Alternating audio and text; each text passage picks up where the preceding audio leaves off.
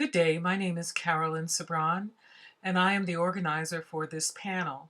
BIPOC Opera Company's Past, Present, and Future was originally presented in early November 2020. Due to technical problems, the first part of the recording was lost. However, the panelists are all represented here on these recordings, which will be in multiple parts. Part 1 is a presentation by musicologist Dr. Kristen Turner. As part of my doctoral studies, I did an independent and comparative study of several operatic works up through the Black arts movement. In my reading, I came across a paper by Dr. Turner and a fascinating story which you will hear about in just a few moments. Now, just a bit about Dr. Turner. Kristen M. Turner is a lecturer in the Music and Honors Departments at North Carolina State University, a member of the Black Opera Research Network, an international working group dedicated to the promotion and scholarly study of Black opera. Turner's research centers on race and class in American middle-brow culture at the turn of the 20th century. Her work has appeared in several journals and collected editions, most recently in the Cambridge Companion to Gershwin, published in 2019, and Carmen Abroad, published in 2020. So without further ado, I present to you Dr. Turner.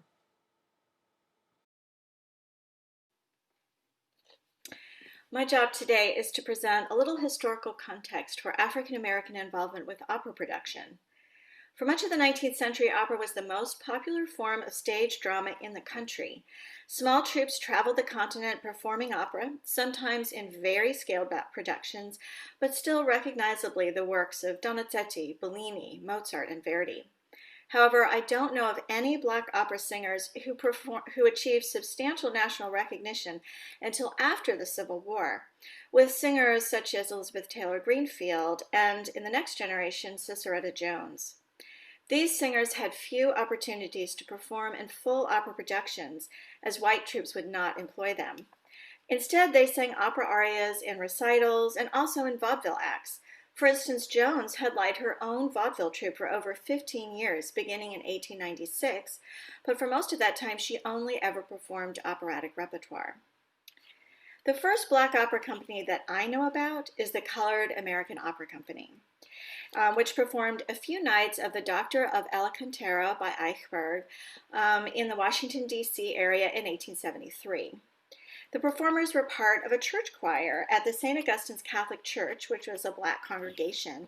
They were directed by their regular choir conductor, who was white, and a local popular musician named John Esputa. The performances were fundraisers for the church, and actually that was a pretty common way for church choirs to raise money at the time. So in this case, St. Augustine's Church was following a pretty common national practice. The Theodore Drury Opera Company, however, was a different, more ambitious troupe. Drury was a baritone, an educator, and an impresario, born in Kentucky right after emancipation. But he was based in New York City when he staged the premiere production of his opera company, which was Carmen, on May 14, 1900. It was an all-Black cast, although the orchestra was white, and Henry T. Burley might have been the conductor. He was, of course, a local Black composer and also a singer as well, but press account's different, so I'm not absolutely certain that he was the conductor.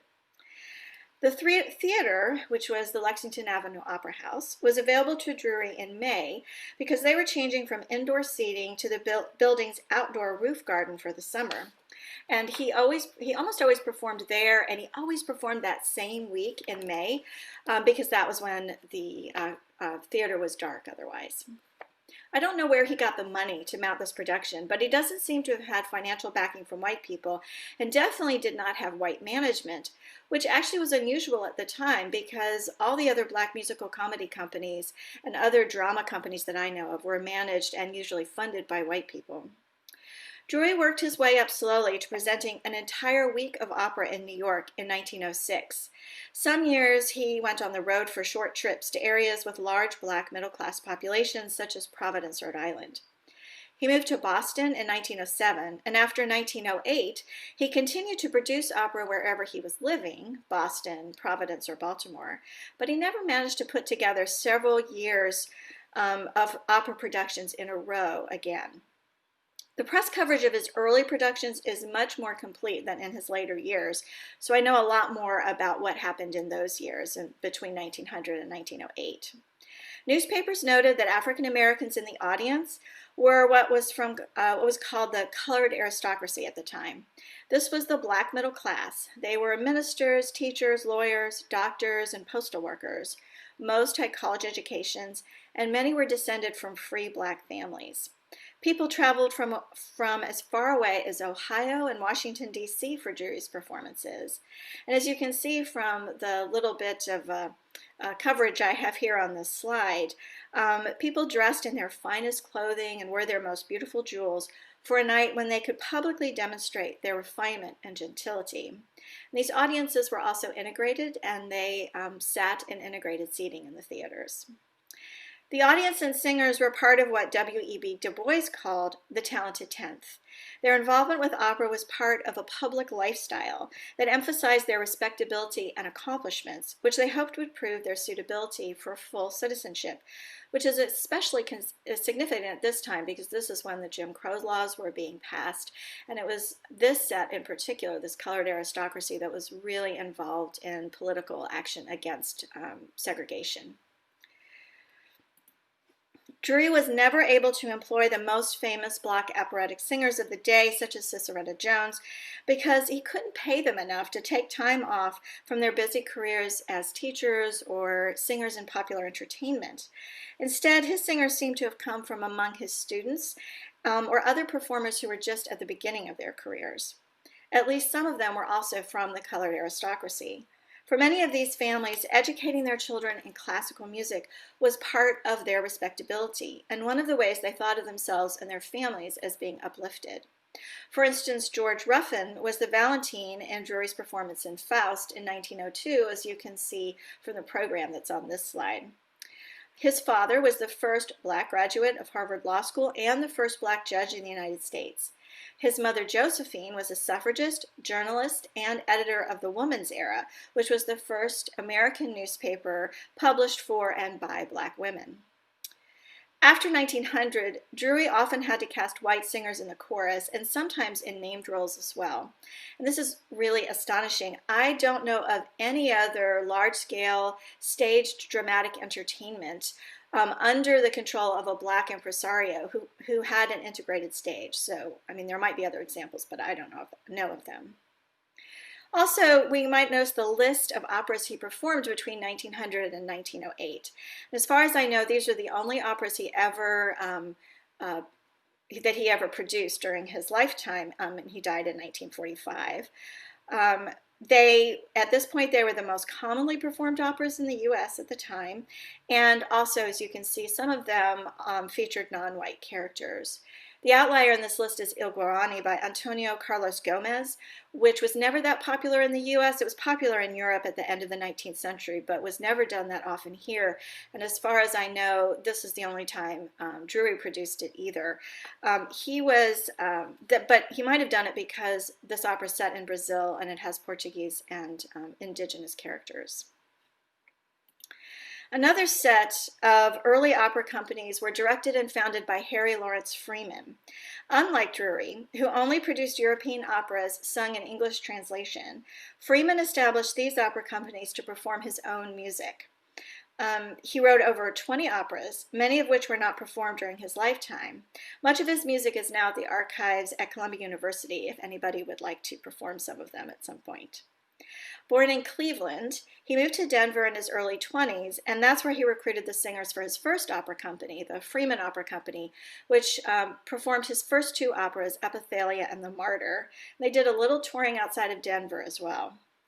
The Negro Grand Opera Company, which existed as a legal entity from 1920 to 1930, also didn't perform every year.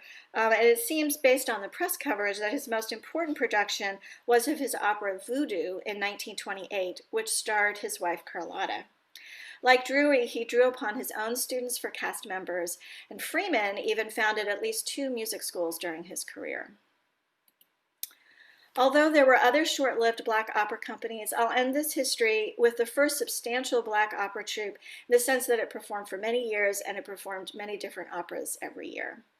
And that was, of course, the National Negro Opera Company, founded by Mary Cardwell Dawson in 1941.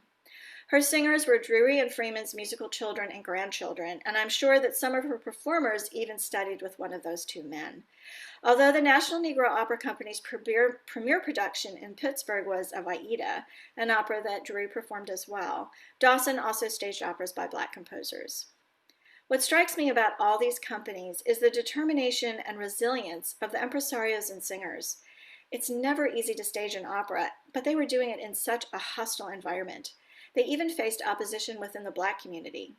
Drury, for instance, was criticized in the black press for the quality of his productions, for casting white vocalists, and sometimes for just singing opera at all.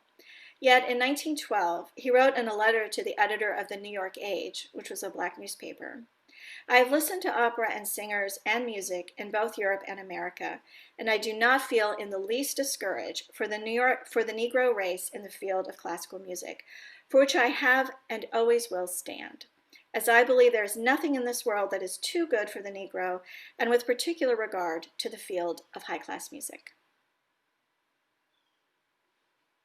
So, Kristen, can you just speak briefly about your process while I get the next presenter set My up? process of researching How you him? found out about this man? I mean, it's quite a story. Well, so I wrote my dissertation on opera performed in English translation at the turn of the 20th century.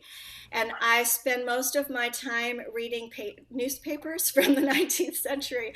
And I found ads and reviews of his company in New York.